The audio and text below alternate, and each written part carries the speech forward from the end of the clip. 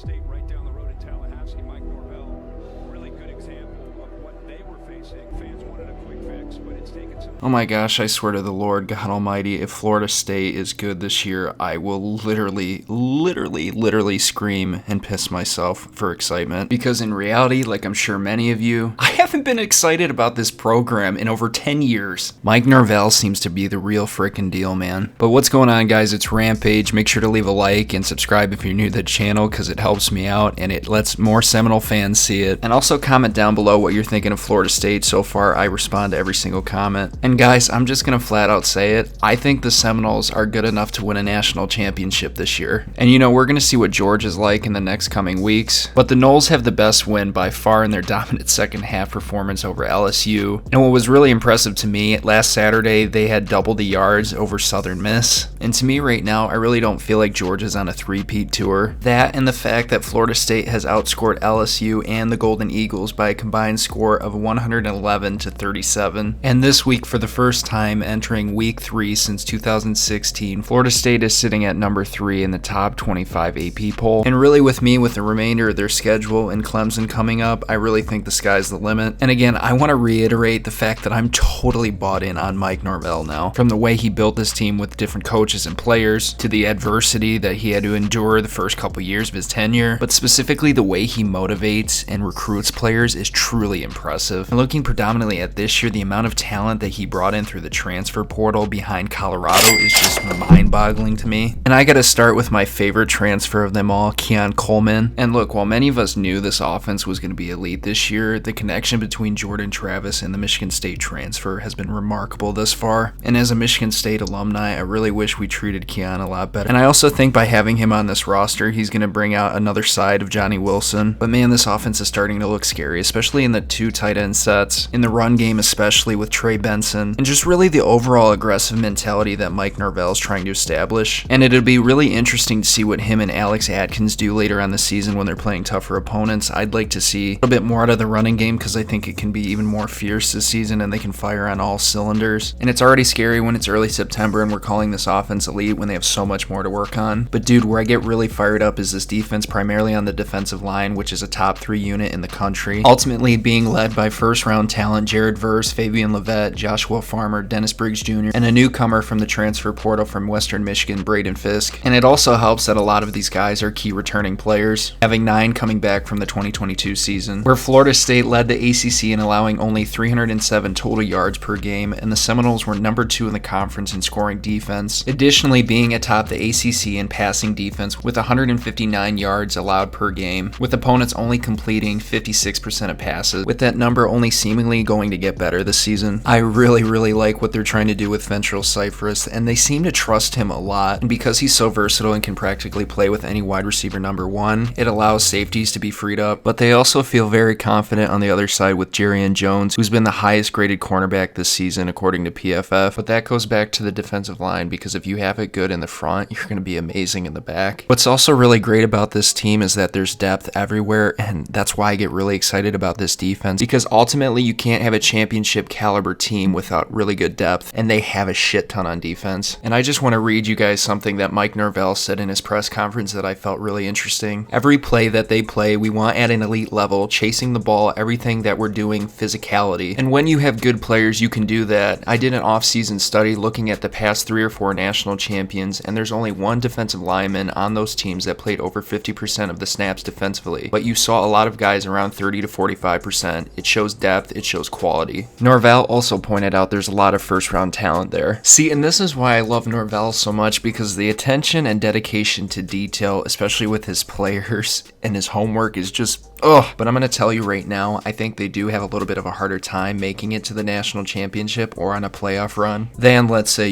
Texas. And I know Clemson got trounced by Duke, but that game against Clemson, Florida State's going to still have a tough time, I think, because Clemson's never really out of it. I think also you need to take Duke a little bit more seriously on the schedule. I was counting Duke out. And Miami, my God, I honestly was ready to write the entire state of Florida for Florida State, but Miami's coming back, man, with that dominant performance over Texas A&M. You have to take these guys seriously. I also think Mario Cristobal is just an excellent motivator and coach. But I don't know, guys. Let me know what you think about the rest of the season going forward. Let me know what you think about, the defense, the offense as a whole. I do think this team has a chance to go for a national title. With a Heisman caliber quarterback, Jordan Travis, the weapons he has, specifically Keon Coleman, Johnny Wilson, this defense is elite, like I said. And we've seen they're hungry for big wins, but let's see if they're hungry for a national championship. Let me know down below, guys. I'll see you next time.